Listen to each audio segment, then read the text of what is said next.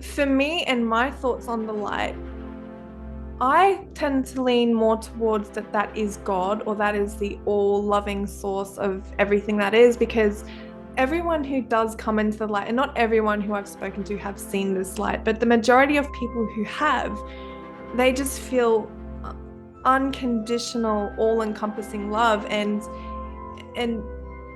the only thing that I could think of is that has to be the source of everything, which would be, God, and also energy. I also don't believe that God is a man in the sky that everyone depicts him to be.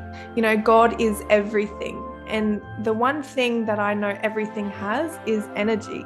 So therefore, I believe that that light source is God. Actually, yeah, I have spoken to a few people who they actually saw their blueprint on the other side. And a blueprint you could also call a soul contract. So they can see that they have already pre-planned their life before they decided to come here to Earth. And not only that, they believe that over there is what's real, and here on Earth is like a playground. So we pre-plan what we're going to do when we come here to Earth. So I don't know if there is so much as free will. From what I've learned, I feel that everything we do, we are here by our choosing. And no matter what you experience in this life, you are always where you're meant to be.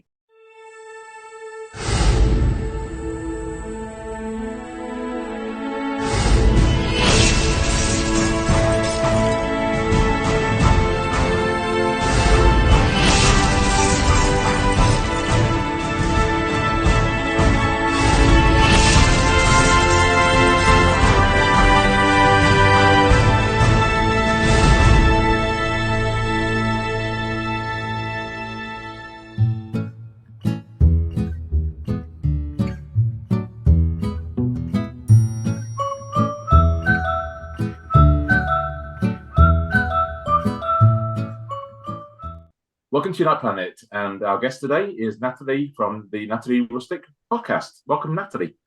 Thank you, Paul, so much for having me here. It's a pleasure to join you on your podcast. I'd be more than happy to share with you a bit of backstory as to how I started my podcast, if you like. That'd be awesome. Yes, please. Yes, let's go for that, shall we? Awesome, awesome.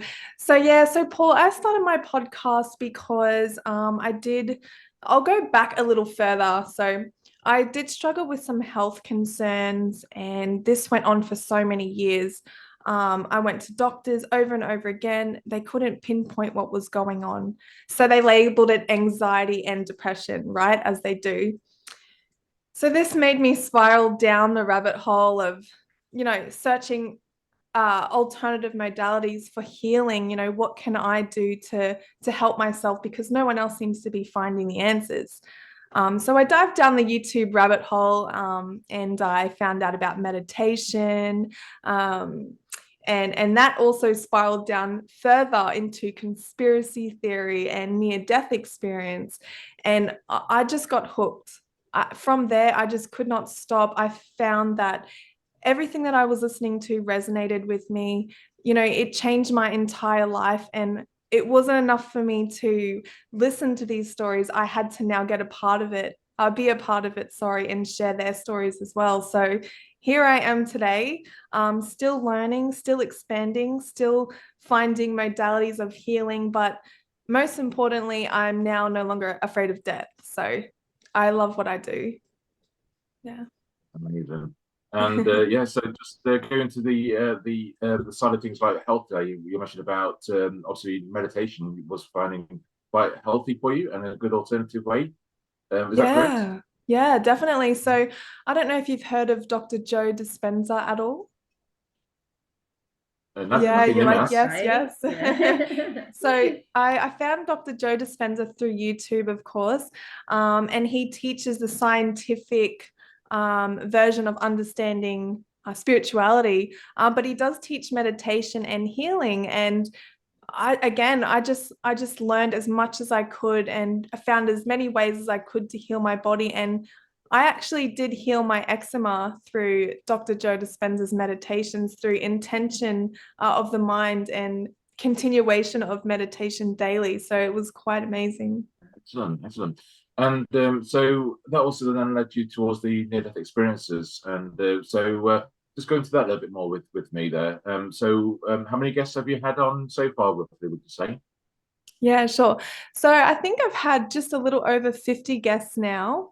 But prior to my podcast, I'd watched hundreds. So I'm kind of like a bit of a researcher on this field at the moment, as you would say. And so I have learned so much about it. Fantastic. Have And you? what kind of things have you learned so far? What do you feel like happens? What's your thoughts about when we die? What will happen?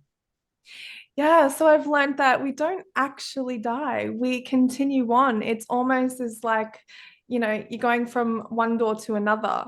One woman described it, who I have on my podcast, Sharon Milliman. She describes it as if she was peeling out of a banana and she was just suddenly somewhere else. It's something that I haven't heard before, but it's as simple as that. One moment you're here, next minute you're there, and everything is expanded. You have all knowing knowledge of everything, and it's almost as if you travel at the speed of thought there. Whatever you think, you're suddenly there. It's absolutely incredible. But the majority of near death experiences, when they see their body from above, they don't actually connect that that is them because that's not them. They're up here, still fully conscious and alive. So that's quite remarkable. That's one thing that I thought was quite profound. Um, some people experience the void. It's a place where nothing exists, yet everything that exists was created from. Other people will experience the all-encompassing loving light. And some people will unfortunately have hellish experiences. But the beauty of that is all of them who have had that experience have called on God or prayed and have been saved. So it's just quite remarkable. It's changed my life. Okay, so your interest in near-death experience hasn't come from a near-death experience from yourself, but just from the interest you've seen through your healing and meditation and your own research and your own education. Is that correct? Yeah, so I haven't had a near-death experience myself. But when I did dive into meditation and the things that I experience, out of body experience, that led me to dive deeper into other, spiritual or supernatural phenomena, because I know myself that there is so much more to life than this, and so that's sort of where it all began. Yeah. Wow, I love that. I love that you found something that you haven't had a personal experience with as such, but you're able to dive into it and be knowledgeable about it. That's incredible. As you know, our friend Paul has had a near-death experience, and I think he's described that to you, right? Yeah, yeah. And Paul, I absolutely loved yours, how in your near-death experience, you were able to see your past, present, and future. And then, growing up, you've then realized this is what I saw because you were pretty young during your NDE. So I thought that was amazing. And not only that, there's another person who I've interviewed who had multiple deaths during their NDE and experienced past lives as well. So there's so many similarities in near-death experiences as well that I'm coming to find. So yeah. It is interesting. We've got paths. I've noticed that when I was having my near-death experience, that there were certain paths that, because 14 years old, I didn't know what I was seeing, but it felt like my future was already mapped out. But do you Yeah. think future is mapped out, or do you think we have a bit more freedom than that? Right. Good question, Paul. Actually, yeah, I have spoken to a few people who they actually saw their blueprint on the other side. And a blueprint you could also call a soul contract. So they can Mm. see that they have already pre-planned their life before they decided to come here to Earth. And not only that, they believe that over there is what's real and here on earth is like a playground. So we pre-plan what we're going to do when we come here to earth. So I don't know if there is so much as free will. From what I've learned, I feel that everything we do, we are here by our choosing. And no matter what you experience in this life, you are always where you're meant to be. That's what I believe from what I've learned so far as a near-death experiences host. Yeah. And also, in regards to the life review, do you see much differences of that? I mean, do most people have life reviews, or do some people skip that part, or what's your thoughts on the life review itself? Yeah, good question again. So, not everyone actually has a life review, which I find interesting. And also, I will say that many near-death experiences have very different experiences, yet I have known that groups of people will share a similar experience. So I'm yet to figure out why that is as I go along my journey, but I feel that you've brought up something really important because the life review is what teaches us how we treat others. Because those who have had life reviews come back and say that whilst they did see what they did to others and the pain that they caused on others, they were able to feel the pain that they inflicted on them. And that made me think of, Hitler, for instance.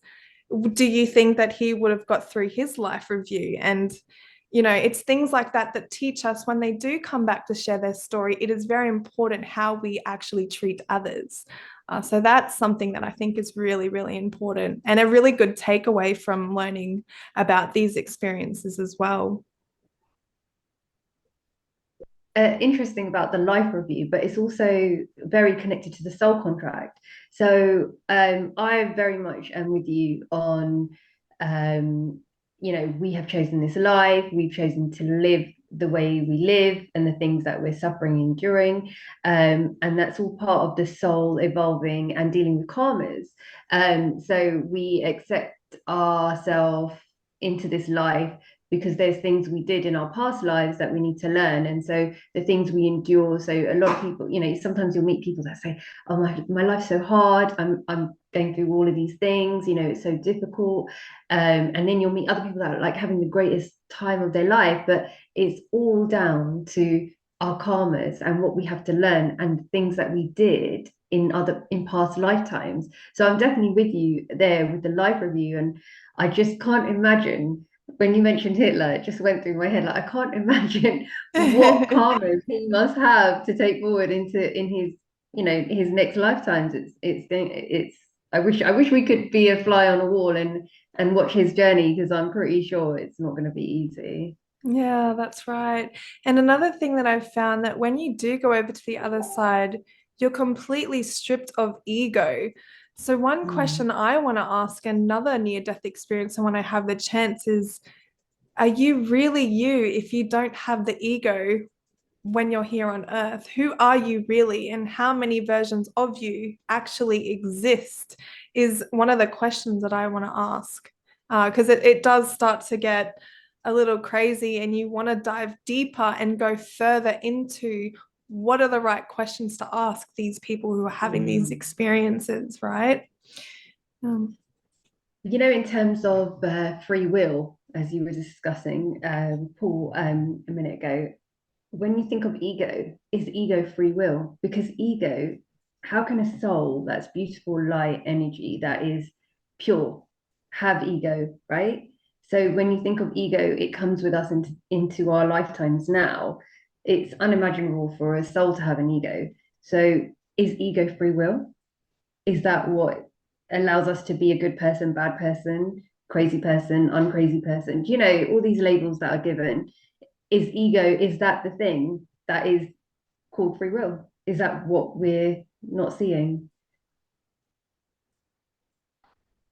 That is aimed at me or Natalie? Just an open question to everyone. Anybody? Oh, sorry, I thought it Go on, was for Natalie. Paul, my Go for it. bad. But I actually think that that's a really, really good question. And to be honest, I don't know the answer to that, but you may be onto something there because I've also thought something similar, like I was just saying before, who are we really? And, there has to be some line where, yes, there is free will of sorts.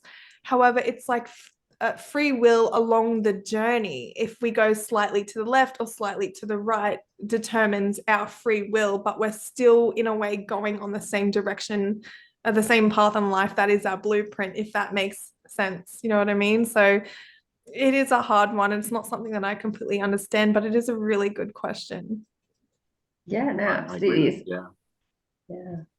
Yeah, and I was going to suggest that when I had my near-death experience, that I'm feeling that when I get into these suits, these meat suits, these skin stuff, that we change. I mean, obviously with myself, I've got my disability, and that has made my ego change as well. It changes ego. Mm. But when I'm in the realm of having my near-death experience itself and soul, I'm not relating to ego at all. I don't have any anger, don't have any hatred, don't have any anything like that at all. It's a very, very, very positive look on life. It's almost like an unconditional, loving kind of creature. Hard to describe it fully, but that's why I would say as a characteristics, it was just loving. Also, very much like wanting to have a bit of fun because, like I said, I saw game happening in the air, so there is a bit Yeah. of the element of wanting to have fun and enjoyment as well. So there's that element to it. That if that helps a little bit. Yeah, Definitely. it's like when a baby's born, it's pure, it's innocent, it doesn't have any like it's not right wing, left wing, it doesn't have anything. It doesn't, it's just so pure, it's just full of light, right? A newborn. So that's why we always say, oh, it's so innocent, it's so pure. And that's what I imagine the soul to be like. So how you just described it, Paul, I assume that is what the soul looks like, is a newborn baby. Absolutely. Do you know what I love about near-death experiences the most? That is that, when a person leaves their body, they're happy, they're joyful, and they're just looking around like la di da. I have no idea what's going on, but I'm just gonna go this way or I'm gonna go that way. And sometimes they say, "Oh, I'm just gonna float down the room here and see what my wife's talking about." And it boggles my mind to think that this is normal to them. It's more real there. It feels real. It feels normal to them. It's not like, you or me, for instance, if we started floating right now, you would think, what's going on? There's none of that when they come out of their body. It's just natural to them. Yeah, definitely. And I felt when I was coming out to my body that I was actually more free because of again having Spanish. It was quite on the it's actually quite a freedom for me. It was quite a nice feeling, and the feeling where you can go and you can fly if you wanted to fly, or you can be on the land, or it's not even land really, but you can be here or down there kind of thing. It was like a free realm, really, so to speak, Mm. which is interesting. And so, in regards to the light, when people see the light, what's your take on that? What is it? Is that the energy, the god, or the portal to go to the next realm, or what's your thoughts? Yeah, right. Good question. So, for me and my thoughts on the light, I tend to lean more towards that is God, or that is the all-loving source of everything that is, because everyone who does come into the light, and not everyone who I've spoken to have seen this light, but the majority of people who have, they just feel unconditional, all-encompassing love. And the only thing that I could think of is that has to be the source of everything, which would be, God, and also energy. I also don't believe that God is a man in the sky that everyone depicts him to be. God is everything. And the one thing that I know everything has is energy. So therefore, I believe that light source is God. Mm. Yeah, I go with that. Yeah, it's. I wasn't sure if it's a portal because when it came to my side of things, it was like at the moment of do you want to go back or do you want to stay, kind of thing. And it was like I felt if I was going to go through the light, then I'm going to be back to being Paul again. That's what my perspective was. But it could well be that it was the all-seeing energy. Could be. I think, that you have to be badass to want to go back. because I have learned that Earth is the hardest place to incarnate on, as it is. I don't know if you've heard of vibration frequencies, things like that, but on Earth, the frequency is so low. It is the hardest place to incarnate. So for us to even think to come back is just crazy. But also the fact that we are here right now, all three of us, we chose to come here as well. So I don't know why on earth we chose to come here, but hey, we're here and it's one heck of a ride, that's for sure. That is for sure. Yeah. Nim, do you want to ask anything? I can ask a question if you want. If you've got a question. Oh no, I just wanted to know. So what? So in terms of like your modalities of learning, and the spiritual journey that you're on, what's helped you the most in terms of like meditate? I know you mentioned meditation earlier, but you said you were learning other modalities, and you talked about frequency a moment ago. What's been your biggest learning journey about yourself and your life? Yeah, that's an amazing question. So Nim, the one of the best things that I have learned at the moment is the power of thought. Many people I've spoken to in the near-death experiences community always say that thought is one of the most powerful things, that whatever you think becomes your reality, and your emotion that's attached to it is going to create your reality. So the thing that I do on a daily basis now is whenever I catch myself in a negative thought, I will, when I'm aware of it, I will stop myself and I'll instantly start thinking of something positive, because that has changed my whole life. I cannot stress how amazing that is. So when you catch yourself in a dark place, if you're having, a period of depression or anxiety, the best thing that you can do is number one, meditate. And number two, all you need to do is change your perception and your thoughts. But you do have to repeat this, as it will then start to flow into your reality and become a part of you. So it is a work in progress. I'm not going to say it's easy, because it does come with a lot of work. But yeah, that's definitely the number one thing that's changed my life right now to date. So yeah. Interesting. I love that. And it's such a positive message as well, because it's something everyone can do. It's not so far reaching. Like, sometimes you listen to some people talk about the changes they've made in their life, and others that are listening that are not perhaps as far on a spiritual journey, they're like, oh, I can't do that, or that sounds really hard, or they just don't know enough about it. But if you could just swap a simple thought, a negative thought, for a positive thought, that's such a great message. Yeah, I love that. Another thing that I tend to do is lean towards helping others rather than, worrying about what I need and what I need to do. Helping others in turn makes you also feel happy. So there's so many different avenues that you can work on to create a better version of you. And so, yeah, I do tend to help others. But I've also noticed that when I go shopping, for instance, it's something small, I will look someone in the eyes rather than look down, because I feel like just looking them in the eyes is showing a part of yourself, and it's enabling a connection with strangers to make them feel like they're seen. And it's just those small gestures and those small acts of kindness that can also help snowball happiness into other people's lives as well. And the one thing that I've learned from near-death experiences is their message at the end is always love. And Paul, this is the same thing you mentioned on my podcast too. So love is the answer. Definitely, 100%. Yeah, it's. I mean, I go with you on the supermarket thing. I'm always looking at people in the eyes as well, like yourself, and it just feels like you just give them the idea that you're there, I'm here, we exist. Most of the time people are looking down, looking away, and it feels like the separation is we don't want separation, we want unity, and that's brilliant. That it really is. It's all about that. Definitely, I get you. Yeah. I'm just curious about meditation. Do you know, when you do meditation, have you ever done astral travel? Have you ever been able to Astral go projection. out to? I was Yeah, just going to bring that up. yeah. So I did a podcast with a friend of mine, Jimmy Wilson, and he told me that in order to get rid of anxiety and release it, that I needed to work on my energy systems, my chakras. I don't know if you've heard of the chakras and the energy centers, sorry, of the body.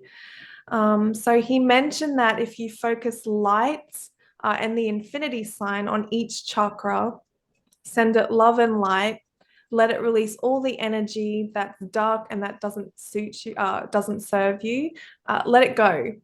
I did this on one chakra. I did it on my root chakra. I was there for about 20 minutes, although it felt like two. Next minute, I slipped into this deep sleep, but I was somewhere. I don't know where this place was, but it also felt familiar. And in this place, I thought I was dying. It's a very bizarre experience because I don't know what was going on. I was not awake, not asleep. I don't know where I was, but I felt like I was dying. And in that moment, I thought to myself, oh, I know about near-death experiences. I'll be fine. So I let go. And when I let go, I closed my eyes and I woke up in my body, but I was paralyzed. And I was so confused. And then for a second, I just completely forgot I was even paralyzed and I just sat up. Next minute, I'm like, oh, I feel really good. I don't feel pain. I don't feel, my back's not sore. Like I feel really, really good. Next minute, I go to look at my hand and there's absolutely nothing there. And I realized at that point I was out of my body. And the space where I looked at my hands, it's as if my consciousness zoomed into the space where nothing was, because even though my hand wasn't there, I didn't see what was behind it. It zoomed into the place that nothing was. And then I suddenly zoomed back into my body. And it was absolutely incredible. So that was one of the most amazing experiences I've ever had to date. And I can't wait to continue my journey and explore it more further. So yeah, this happened 2 days ago. Oh, wow. Okay, so more Yeah. journeys. I do, however, remember that I have astral traveled multiple times as a child. I've gone to different dimensions. I've gone to different planets. I've gone to places that the houses are full of water and I'm sitting on a couch and eating as if it's normal to do so. And I know it wasn't a dream because I would visit them multiple times. And it actually wasn't until I was an adult and was meditating that I had all of these memories come in. But there's also other memories that have come flooding in if you'd like me to share them with you as well. Please, Yeah. go for it. Yeah, so I had a memory flood in where I was in year 5 and we flew to the Philippines on an airplane. I didn't know at the time, but I looked out my window and I saw a massive pyramid structure. And this is why we're in the air headed to the Philippines. And I didn't say anything, I didn't react, I just stared at it. And it was the color of probably concrete. It had a lot of markings on it. It was very confusing, but it was very, very big. It was bigger than the size of the plane, and it was just stationary with us as we were going. And now that I'm an adult, and that memory came flooding in through meditation, I realized, could that have possibly been a UFO? I don't know. And not only that, I wonder, why did I not react to that? And so that's an experience that I had as well. Mm. Amazing. Amazing. It's most likely, yeah. I mean, UFOs. I believe that yeah, that they do exist. I feel like me and my wife Mm. and daughter saw a UFO together as well. And so I believe that they are also our family. They're part of us as well. One consciousness. All Yeah. of that. Yeah. What's your thoughts on that side of things? Yeah, well, I definitely believe that they're real. I have seen multiple things in the sky that I can't explain or describe. So I do know for a fact that they're real. And they're so real that me and my neighbor come out quite regularly just to look for them. I've also dived deep into that side of things as well. And I've learned about Stephen Greer, the Disclosure Project. And I think he's the one who started the CE5 Yeah. group meditation. So I'm actually interested in doing that as well. So yeah, I do believe that they exist. And also to clarify, I have had another astral experience that was also another memory. I was on a UFO ship with a woman who was blue. She was dressed in black. She was almost cat-like, but human-like as well. And I looked to my left, we were holding hands, and she was showing me the world. And there was no words spoken at all. And next minute, she's flying me. We're flying back to my body, and I fell into my body and woke up. And this was about a year and a half ago now. So yeah, that was an out of body experience also, but because I went back to sleep, it wasn't as vivid as the one that I just had a few days ago, but that also happened as well. And from that experience, did it, when you're saying that you're showing the world, was you learning anything educational about the world? Well, see, that's the thing that I don't understand. And I feel like maybe I'm supposed to learn more. Maybe there's something that I need to dive into, or maybe that's why I'm on this journey right now, because I'm constantly looking at different ways to understand who are we, why are we here, why are we being so conditioned, and how can we awaken each and every one, one video at a time. So I really couldn't answer that question, but I'm slowly finding that out. Yeah, yeah, absolutely. I mean, a lot of people, when I've done videos with yourself, they ask the question, so why come back here? Why? It's a horrible place to come back here. Why? What's your thought? Yeah, What's the why on that one, Natalie? What's your thoughts? it's an interesting question, and it's a very hard one to answer. But we do come here to experience. And I've also learned that, a seed grows from the darkness to the light, right? So it has to experience the darkness in order to get to the light. So that would be the best term to explain why we're here, and that is to experience darkness on earth, to acknowledge the love that is the light on the other side, in order to have a new perception on what love really is. Because God wants to experience everything to the fullest. So why not come to the darkest place to see if we can remember what love is really like? That's what I think. Yeah. Yeah, I go with that. That's a great answer. I think that's really, yeah, accurate, definitely.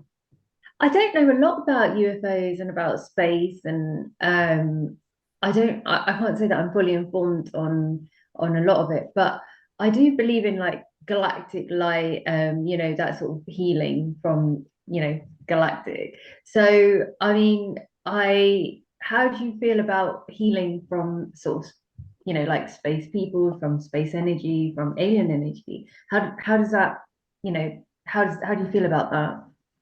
Yeah. So I have actually spoken to a channeler.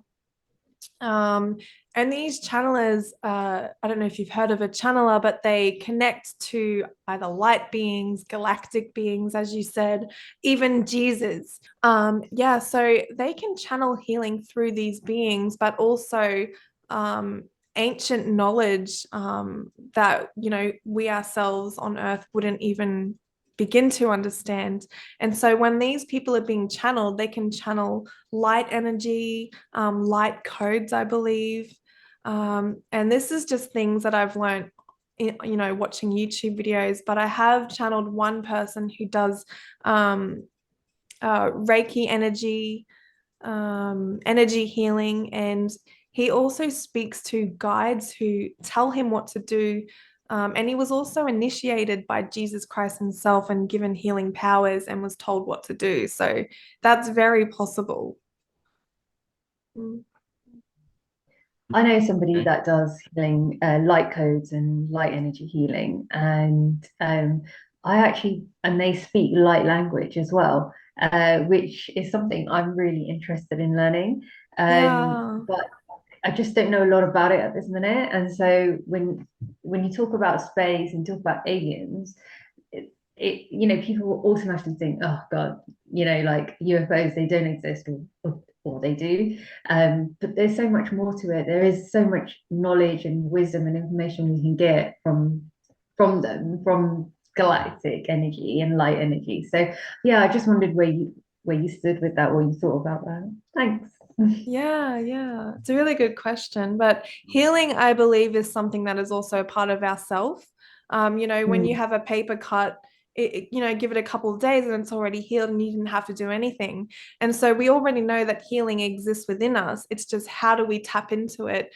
Because we've been so conditioned to believe, you need medication, you need antibiotics, and it's just not true.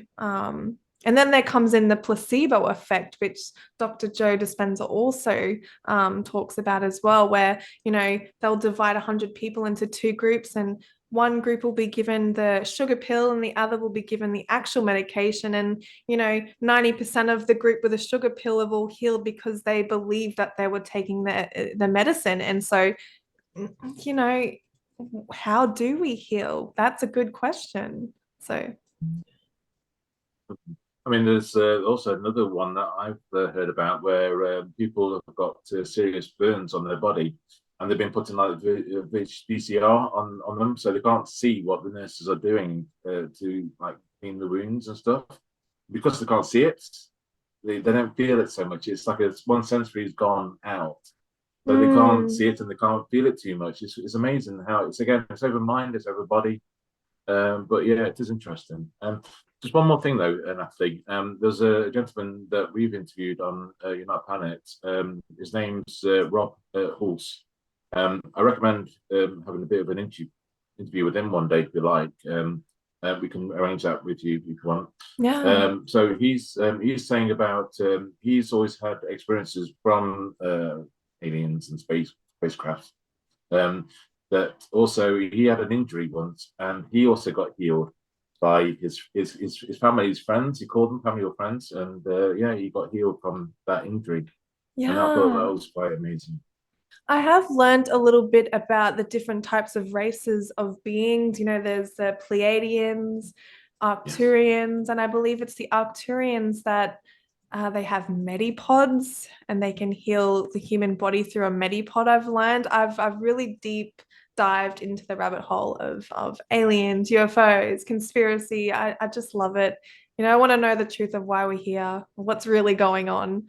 But in terms of that, yeah, there's so many different races out there, and many of them do healing. So yeah, it's quite interesting. definitely. I think it's about like what we have on Earth. I think there's going to be like 50-50. I think everything's half half, good, bad. Mm, I think there's going to be good and bad up there as well. And I think we've been looked after. I think they put us on here sometimes, I feel, and that we are being looked after, I believe. And that's my mm. thoughts. So, in regards to going back to near-death experiences, though, I'm just curious about your thoughts about reincarnation and the children that report back when they have like their is it the not the chakra? I can't remember, anyway, but they actually remember things from previous lives. Have you heard about that much at all, Natalie? So I have done an interview with Christian Sundberg. I'm not sure if you've heard of him or not.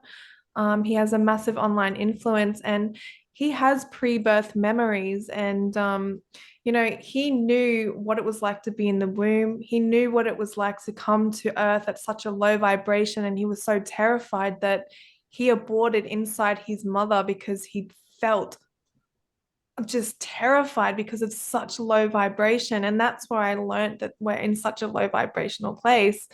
And so I have spoken to him, but many near death experiences also share that they've been able to see past lives through their life review as well. And so I do believe in reincarnation, uh, but it's something that I really want to dive more into because I haven't actually learned enough about it. But I myself, I'm starting to believe that there's so many potentials for every avenue because I don't even know how to begin to answer that question. I just, yeah, something that I need to dive into for sure. And Nim's also been doing things about Akashic records, haven't you, Nim? Yeah, so I'm studying Akashic records. I'm now practicing. I'm not like most practitioners. Unfortunately, I just say what I see. So I feel like when I go up there, I'm a bit of a tourist at the minute. So, but it's amazing. The things that I'm seeing, I'm feeling, I'm experiencing is on another level. even if I wanted to. It's something you've got to feel, you've got to understand and be there yourself to understand it. But yeah, I'm hoping that it's gonna, long run, help others, and that's what I'm here to do. And so can I ask you a question, Em? Is that all right? Yeah, go for it. So you're studying how to read the Akashic record. So does that mean that you don't have to be psychic in order to get there?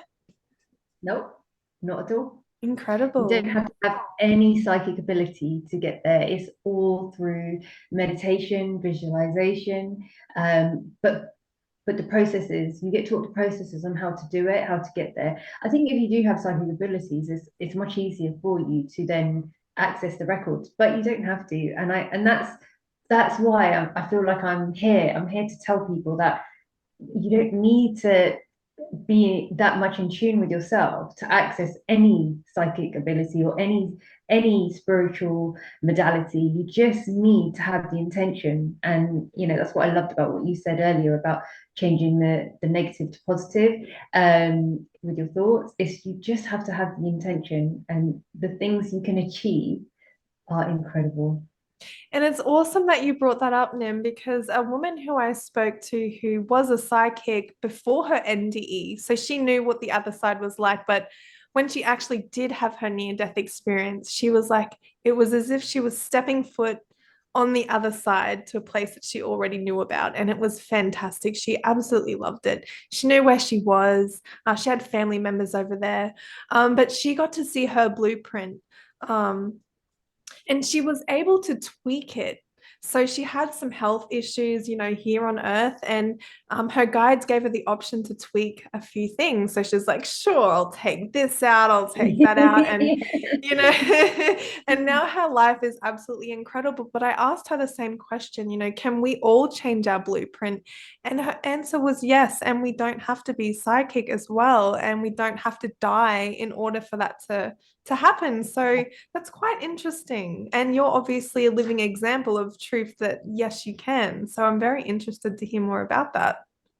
Yeah, absolutely. In terms of rewriting, and as you said, like tweaking little things, in the Akashics, that's what the Akashics are there for. So you can go up there, you can find out through your soul DNA, why things are happening to you. And a lot of the time, and so far from my own experience, having visited other people's Akashic records, it's a lot to do with karma, past life things that we need to learn in this lifetime. And we can't resolve things until we fully accept. So, for example, I killed you in our last lifetime. In this lifetime, you don't know me, but you're going to feel a tendency of hate or irritation towards me, but you don't know why, but you don't know me. But it's because our soul had a contract last lifetime, sorry, and I've brought that karma through. And even though we're separate in this lifetime, we've still been connected somehow, but you still have those feelings towards me. But that's not your problem to deal with. Because I killed you, I need to go back and I need to clear that. I need to accept what I've done, apologize, rewrite that part in my Akashics, and let it go. And then eventually small energy shifts take place and things start to change. And then when I go into my next life and be reincarnated, hopefully me and you will be on a better level, or will be more, do you know what I mean? It's just a really weird example. I don't know why I gave you that specific example, but it's just, have you ever like met people or had experiences where you felt so much negative energy or hate, or even things that you just can't understand, like for the life of you? Where has that come from? It hasn't come from this lifetime. It's come from past experiences and things that Yeah. you learn and deal with in order to clear and rewrite, so that you can move on and you can get past that, and then your life changes. And it's just simple things like meditation can help, apologizing. Do you know about the Ho'oponopono prayer? Do you know about that? I've briefly heard about that actually. I don't know the ins and outs of it, but I've just recently heard about that. Yeah, yeah. So powerful, and it's something I've recently started using, and it can just something so simple like that, and it can just shift your energy. It can make things.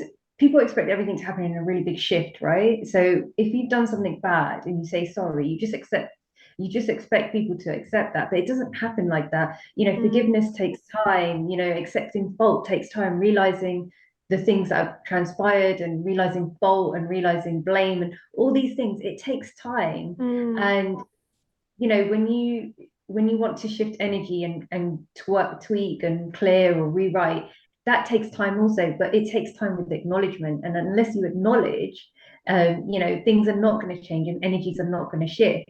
So yeah, the Ho'oponopono prayer is incredible for that, because it allows you to accept something that you might not be ready to say out loud to someone else, but within, you're accepting it within and dealing with it within, and then slowly the shifts start to happen because you acknowledge and accept it. Yeah. Can I just take you back to what made you get into, reaching the Akashic records? There must have been something that you thought of that took you to that place. Yeah, so my journey is really new at the minute. So what happened was, I have been quite disconnected from family for a long time, and I just had my immediate family around me, so my mum and my brother. And my mum had a heart attack in December, and it was quite a shock because she was hospitalized for a week, and you know, things were just a bit unsure. We weren't sure where she was heading health wise, and it was the first time that I had to reach out to family and let them, her family, so to speak, and let them know. And her youngest sister is very spiritual, or started a very spiritual journey since 2016. And it was her who came to the hospital, and we had a conversation, and it just blew my mind. And then just from that moment, everything changed and shifted in my life. Like, I started to think, yes, my mum can heal herself, my mum's going to be fine. And then me and my mum, we have quite a strained relationship anyway.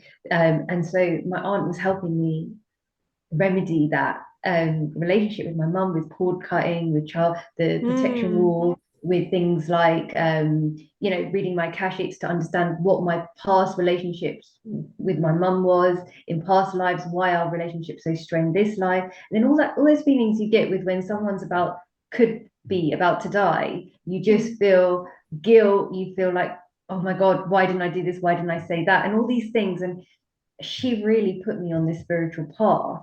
But now, where she's opened my mind, I'm so mind blown that I just want to, like you, I just want to deep dive and dig into everything. And but what is that, in order to understand, I've got to focus on one thing at a time, one spiritual modality at a time, because like you say, it's a massive rabbit hole. It's Alice in Wonderland. You can be in so many different places at one time, and you've just got to focus. So if you don't have any psychic abilities as such, it is good to just focus on say Akashic records, or on cord cutting, or on connecting with angels, or whatever interests you. Yeah, thank you for answering that. Because I don't know, I would just love to learn, psychic ability, how to connect to guides, how to channel. Channeling is something I'm particularly interested in because I do speak to them as well. And one thing that I think is quite fascinating, that 90% of near-death experiences do come back with full-blown psychic ability that they just didn't have before. And so when they come back to say, you can learn this, I'm there. I'm in. Sign me up. It's funny, Natalie, you say that, but do you know we all have psychic ability? Every single human being has a psychic ability. It's just whether or not they're able to access it, or because it's so suppressed. We're born into a society where we're sent to school and we're taught all these things which suppress our own creativity, our own open-mindedness. I have a friend actually who he works in a casino, and he's a croupier, but he lives in a forest with his children, and they have no technology in their home. None, because he is teaching his children to grow up with nature. He's teaching his children what school could never ever teach you. And when I ask him, like, don't your kids say, when they do go to school, because obviously they have to, it's a legal requirement here, don't they say, oh, why don't we have phones, why don't we have computers? And he was like, no, they don't, because they understand what they're learning at school is very different to what they're learning at home, and the two do not intermix. Which I think is a great way to bring children up. I mean, you know, he allows his children to meditate. They now meditate on their own after he's taught them. It's just planting the seed. If you plant a seed at a very young age, then we become in tune with ourselves, with our inner selves, with our inner beings. And you know, when you talk about God and you talk about all these things, it's within us. It's always within us. We don't have to go to church or to a Sikh temple or a Hindu temple or a, you know, any sort of, you know, house made for God, because actually it's within us. We just need to find that within us, you know. And this is the message we need to like get out there more, so that people can understand that actually, you know, you can connect wherever you are. You know, you could be on the toilet and connect. You could be, you know, shopping anywhere. It's just, it's within us. And that's the idea. You know, people think, okay, if I have a shower today and I wash and I put my nice clothes on and I go to church and I sit there, I'm connecting with God. God doesn't care if you showered, and God definitely doesn't care what you're wearing. So, you know, just take a minute and connect within, and you will connect with God. That's very well said. That is so beautiful. Thank you for sharing that. No. Especially being on the toilet. You know, my dad always had this saying as well. He always said to me, he said, do you know, because I used to never want to do my homework at home, and I never wanted to study properly, and I hated school. I just hated because of the experience I had there. And he said, do you know, if someone wants to study, they could study anywhere. They could study sitting in the toilet, they could study sitting in the bathtub, they could study wherever they want. If someone doesn't want to study, they're not going to study. And that always stayed with me. And I was like, yeah, I definitely don't want to study. But now look, here and behold, I'm 40 and I'm studying. So it's cycles, isn't it? It's very crazy.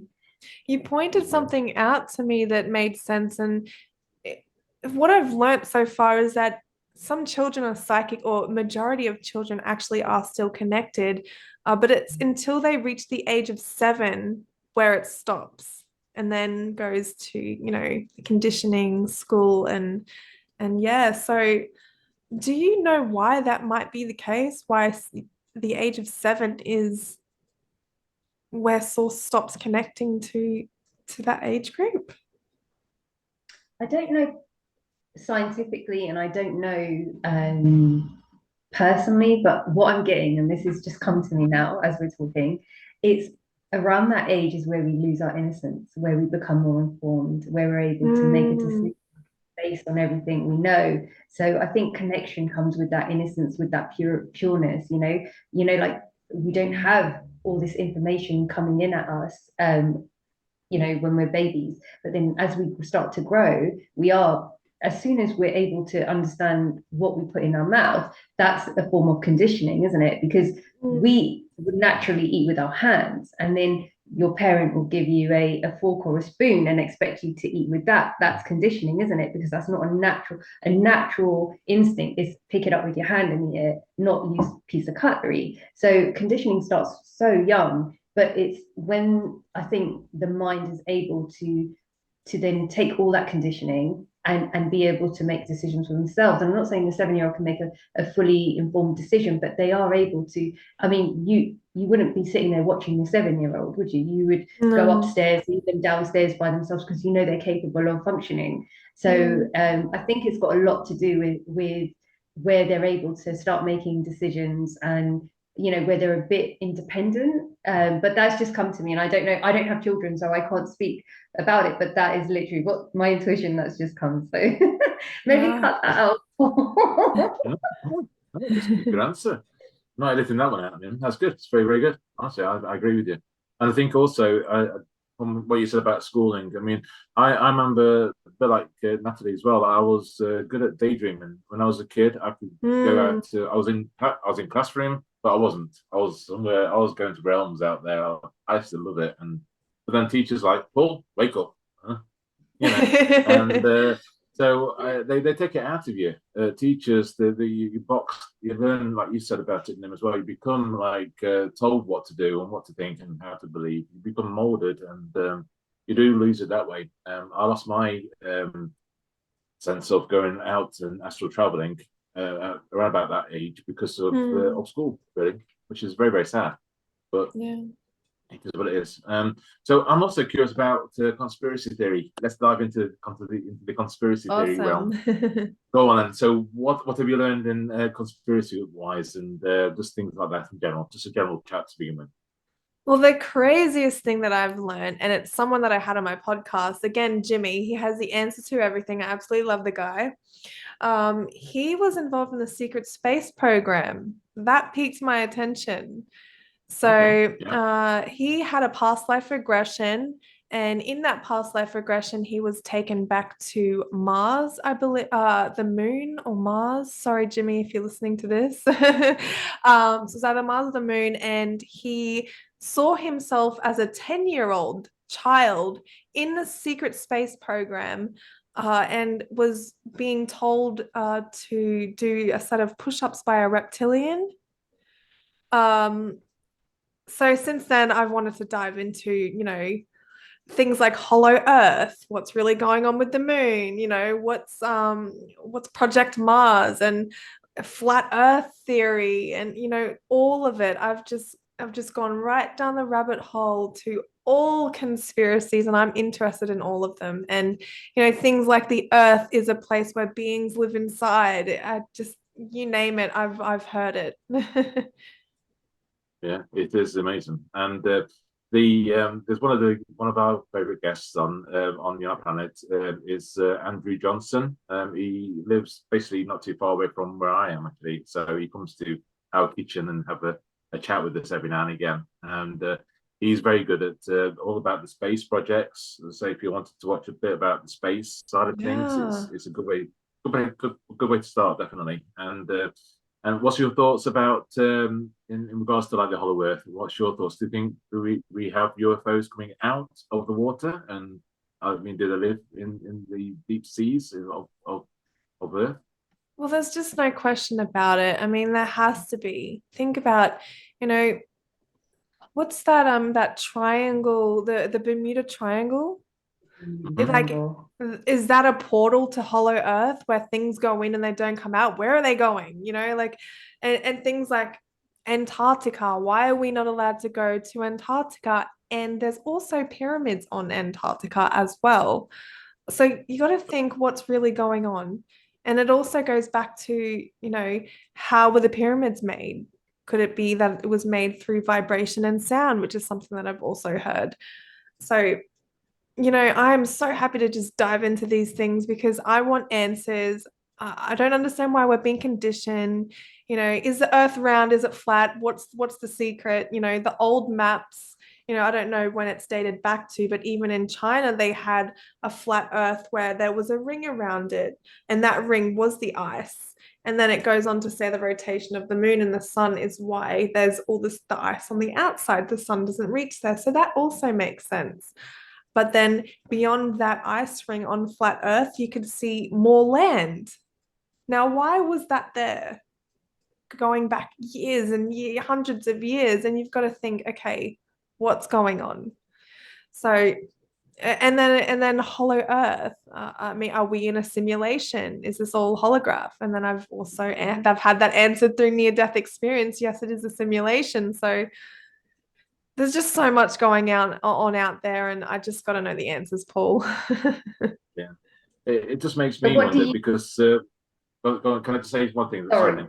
I mean, when about like everything's made up of atoms, so it's like some kind of a reality game. No, but it's not a game, but it is a reality holographic universe and stuff. I do believe that. So if everything is holographic, so the round Earth is really condensed atoms, in my opinion. Exactly. Yes. So that's very weird.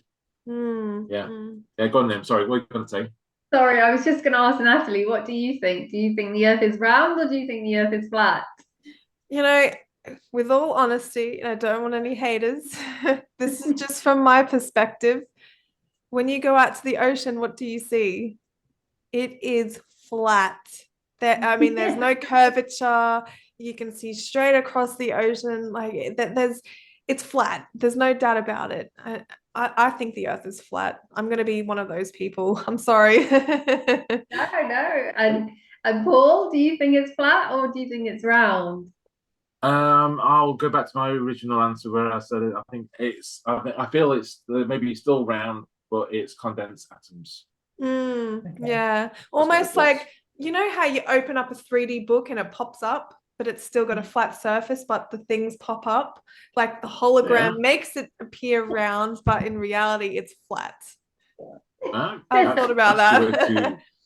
That's I love quite that. interesting. That's great. Yeah. What's your thoughts then? I'm undecided. I'm hoping that the world is completely different from a shape of circular or flat. I think we're in a simulation, to be quite honest, because of my traveling outside now into the Akashics. I don't see Earth as round or flat. I don't even see Earth. I see Earth as a tree, which is really interesting. So it comes to me through meditation when I think of Gaia, when I think of Earth, it comes to me as a tree. So do with that what you will. That's amazing. Yes, it's interesting.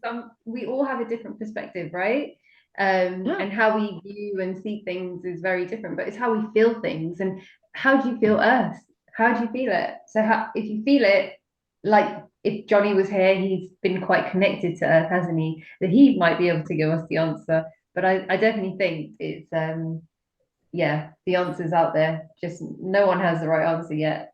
I particularly loved how you mentioned it's the feeling, because when I feel earth, or if I go to the beach and put my feet in the water or on the sand, I feel like the earth is alive. It is conscious and it is a being of sorts.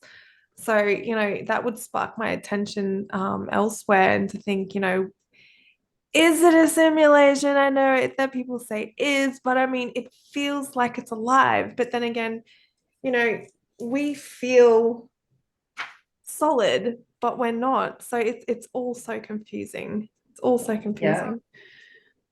Yeah. But that's what's beautiful about it, right? Is that you just don't know what the answer is. So the answer can be anything you need or want it to be. Yeah, right? it's what you feel and what your perspective is of it that counts the most. And I love that. Yeah. Yeah. Natalie, is there anything in particular that you would like to talk about? Yeah, so I would like to talk more about the Akashic, if that's okay. Oh, okay. Yes, Sure. I'm just so interested in it. So what happens when you do connect to that space?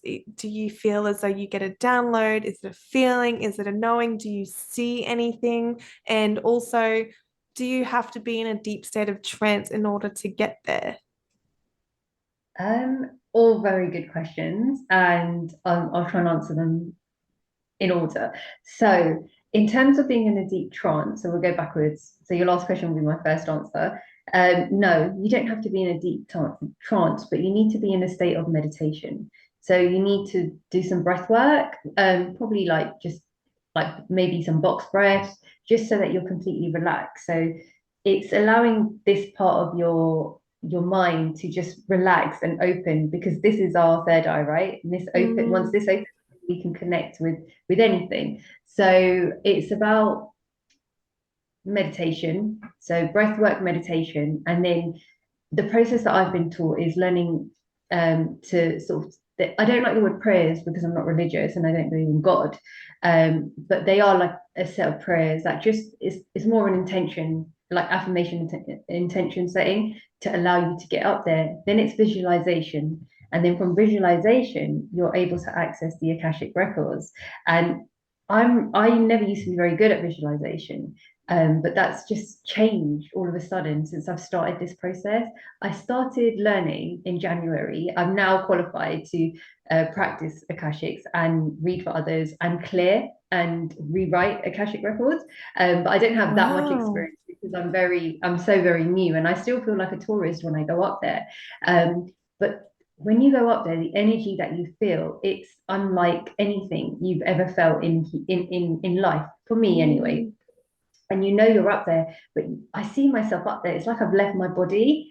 And I recently had an experience where I did astral project while I was in the Akashic records. And I asked my teacher, I said, is this possible? And she said, no, I don't think it is. Once you're up there, you can't astral project.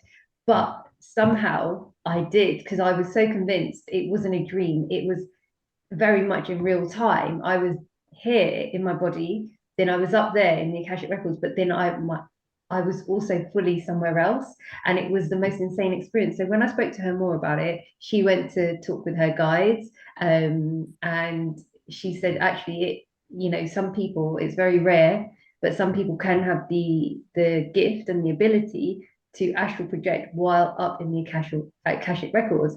And she said it's very, very rare. And now what she said is that when you're up there, the one thing that happens is you get gifts, you get your abilities heightened and you get gifts. So I didn't know I could astral project, but while I was up there doing just that one part, I've now found that I am able to astral project. I've always been quite sensitive in terms of I've always been an empath since I was a child. I've known that I felt things from others. I feel things quite deeply. And another part of me is I see ghosts.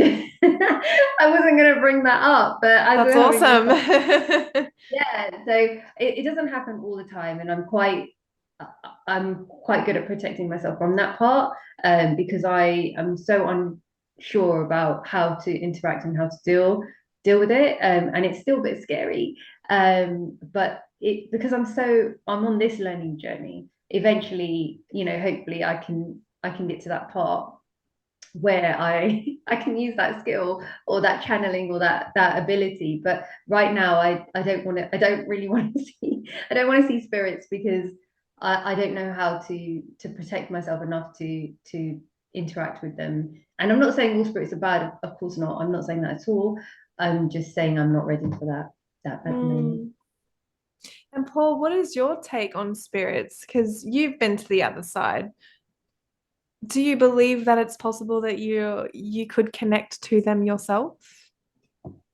I'm not really aware of seeing anything like ghosts and spirits per se, but I mean, I believe in it, and I do believe that it's like a person maybe that's not passed, who's passed away, but has not been brought over by their guides. Maybe the guides haven't come over to take that person for whatever reason, and then they're staying in that earthly realm for a longer period until the guys do come and collect, and maybe they've got something to find out still. There's a guy that we interviewed called Michael Feely, and he could also see ghosts. And he was a police officer, and he actually solved their murders way back, a long time ago, but he solved it. And then once he solved that murder, then they was able to then move on to the next realm. And so I'm more towards that way of feeling that yes, they are existing, and they just need to move on eventually down the line. Yeah. And I'm just curious about when you said about pharmacy, and because you're saying that you can heal yourself through meditation and by own manifestation. So going into the conspiracy realm, what's your thoughts on pharmacy? You know what? I just believe that it's all a part of disconnecting us to source. You know, you're not the answer. These pharmaceuticals are the answer. This is what's going to get you better. You don't have the power. And so it spirals us down into believing that we're not worthy. You know, we can't heal ourselves. We need these people to rely on in order to control us. But what's in these medications also is poison for our body as well. Because how does it make any sense that the thing that you're taking that's supposed to get you better also causes multiple side effects as well? So that's something that you got to take into consideration. One thing that I will talk about that my friend Jimmy just brought to my attention is that in New Jersey, they are looking to ban Reiki energy healing. You got to ask the question, why? Why would you ban something that's healing multiple people? It's because, again, Reiki is going to be the new medication and they're scared of it. And so, these are things that need to be talked about. So the truth behind that is I believe fully that they're just trying to disconnect us from our true power. Because if we all knew our true power and we were healing, we would have nothing but love, right? And so all come together and it would crumble. They would crumble. And they don't want that to happen. What are your thoughts on that? I, I'm on the same page, Natalie. Actually, I'm on the same page, and I feel that the education system is also being paid and bought to go in certain angles. Everything, it goes into then employment and things like that. It just seems Mm. it becomes like a system. Like the Another Brick in the Wall by Pink Floyd. Have you seen the video of that Yes, video? yes, that is such a good Children are going example. exactly. They're going through a sausage machine, and then Hmm. children become made into whatever they want to be made, and it is that kind of a system, which is yeah, I believe that we can change the world, but it's going to take a long, long, long time to get. It's been made for centuries to be what it is now, and to Hmm. dismantle it all, it's going to take centuries. One thing that I want to talk about, and something that I think we should all be talking about, is the collapse of the banks right now. So a few years ago, psychics were saying, you guys need to prepare. There's going to be a huge collapse. We need to grow our own food. We need to be self-sufficient. Everything is going downhill. And what are we learning about right now? Exactly that is happening right now. So could we be in the end times? Are we going to crumble? Are we going to prevail? These are the things that I ask all the time, but I'm hoping that I can learn to jump timelines. I don't know if you've heard of this before. I was going to ask you, Nim, is jumping timelines similar to changing your blueprint? I don't know. Have you heard of quantum jumping or parallel realities, anything like that? I've heard of both quantum jumping and parallel worlds, but I don't know how to get there. And I think if I personally think that if that was something we could do, that would definitely be with the help of our friends, the aliens, the reptilians, Yeah. all the galactic people. I don't know how we could get there ourselves personally, but I do believe in it. I do believe it's possible. I believe anything is possible now. Yeah, just how we do it is the big question, right? Yeah, and it's funny that you brought up the fact that you thought the earth was likened to a tree. My friend was describing to me, sorry, that we are a tree. That is our trajectory, the stem of the tree, right? And from the tree has branches. Now, those branches are all of our multiple timelines of potentials of things that have already happened, things that already exist. That is our timeline. However, we're on the straight, right? So our timeline's always fluctuating, always changing. And I asked him the question, can we observe those other timelines and change it? And he said, yes, we can through remote viewing. So do either of you know much about remote viewing and how that works? I can't say that No? I do. I can't say that No. I do. You do? Remote viewing. I've researched it, and I've researched Ingo's one. He was I think it's Ingo's. I remember Ingo, but I can't remember the surname. I think it's one. He was able to observe things in. I think it was on Mars. He had to recognize bases on the moon and also on Hmm. Mars, I believe. So he could go from just being sitting on a chair.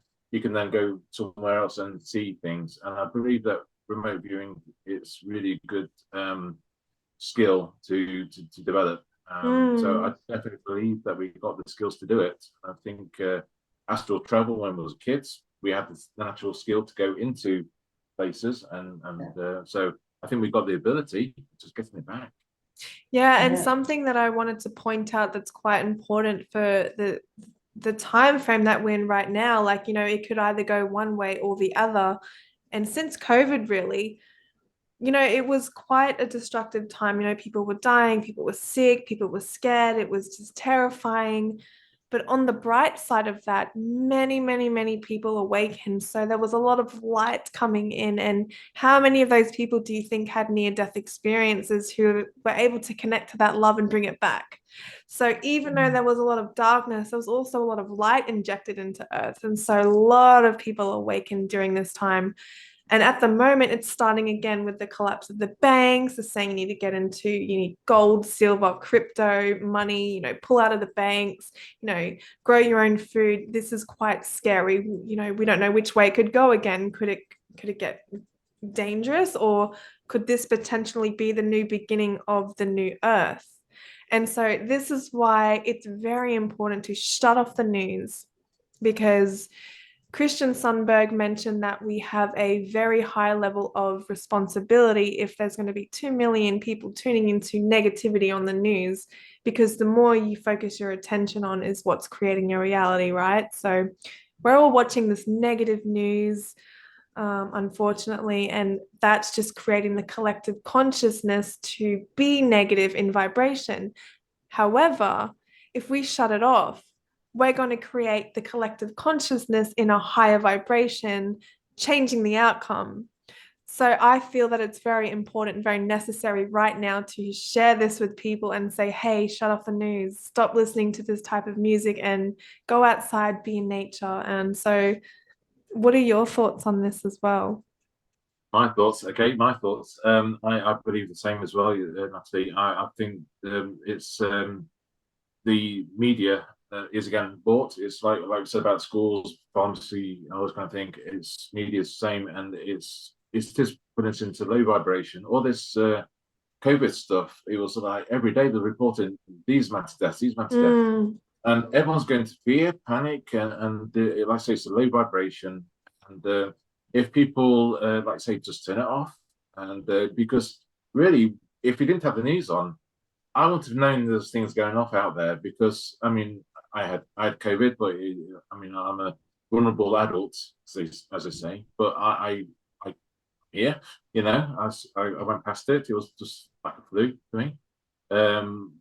But I mean, obviously, yeah, people have died as well. I understand it. I'm not saying nobody died of anything, but long story on that one. But I do feel that if we turn off the TV and just get back to nature, back to our grounds, then the world will be a lot better place, and we'll be more united. Yeah. What are your thoughts on that, Nim? Oh, I'm definitely with you on the high vibration, low vibration situation. I definitely think that people that are tuning into anything, social media, TV, news, anything that lowers our vibration of 100%.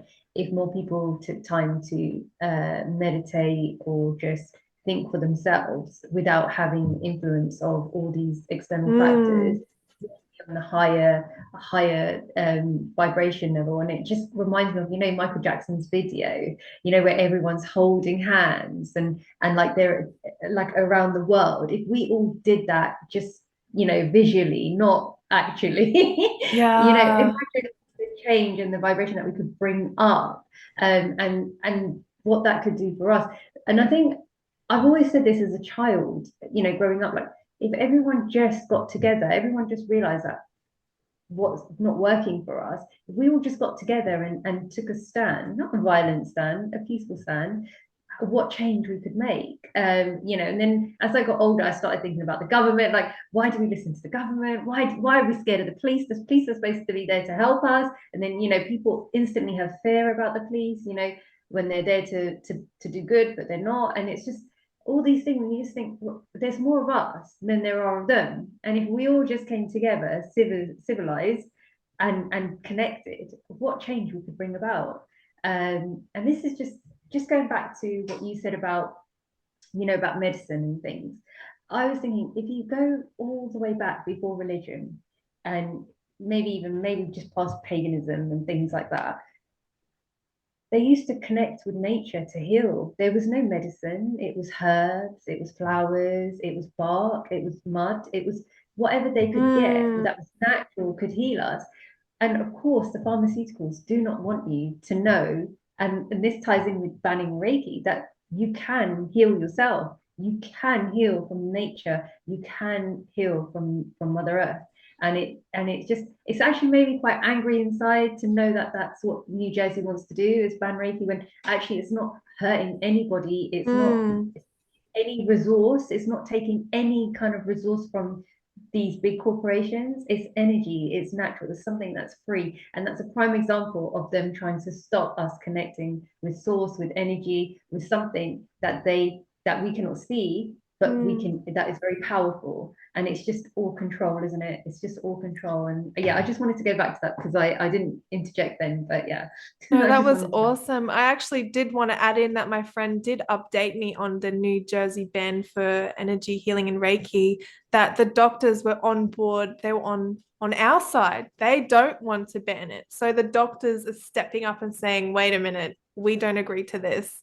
So, you know, maybe an update on this would be really awesome. Oh yeah, absolutely. Yeah, I'll watch out for that. Yeah.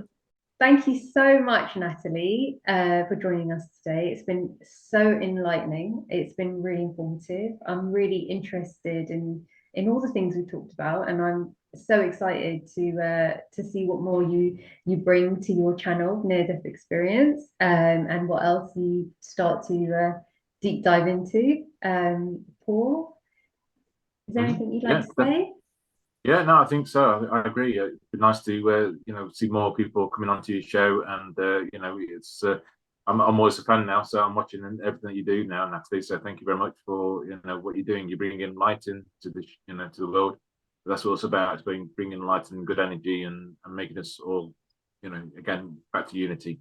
That's what it's all about. So thank you to yourself so much. Thank you both so much, Nim and Paul, for bringing me onto the podcast to share light to the world, to bring wisdom and knowledge to those who may need to hear it. And yeah, it's been an absolute pleasure just sharing my journey and hearing from you both and learning from you. And so, yeah, I'm happy to work with you guys in the future. And it's been a pleasure to be here with you both. Thank you so much. And hopefully we can keep spreading this message out and get it everywhere we can. Definitely. I'm happy to come back and share with you guys new things that I've learned and go from there. But yeah, it's been an absolute pleasure. Thank you. Oh yeah. Thank you. Thanks so much. All right. Take care, guys. Well, there's restless on the water, and there's an answer on the street. And if you take the time to listen,